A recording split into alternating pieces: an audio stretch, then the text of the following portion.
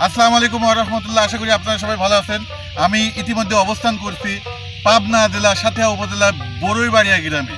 আমার সাথে একজন স্মার্ট লিডার আছে আলামিন। সে কিন্তু একজন স্টুডেন্ট। তার মরিচের জমিতে আমি এখন আছি। আমি আলামিন ভাই কিভাবে এত সুন্দর মরিচের চাষ করছে এবং এই সফলতার গল্প। আলামিন ভাই আসসালামু আলাইকুম।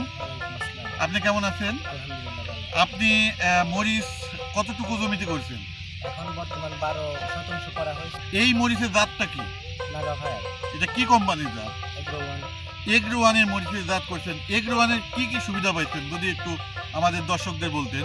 এগ্রোওয়ানের একদম এ টু জেড সব ধরনের সহযোগিতা পাওয়া যায়। আলামিন ভাই, আপনি এগ্রোওয়ান থেকে কি কি সাপোর্ট পাইছেন এবং কি কি নিছেন যদি একটু দর্শকদের বলতেন? আমি প্রথমে ভিডিও দেখছিলাম, ভিডিও দেখে এই মালচিং পেপার নিছিলাম, চারা নিছিলাম এবং শিডিউল অনুযায়ী তাদের থেকে বীজও নিছি। সব সম্পূর্ণ ভালো হয়েছে সব কিছুই।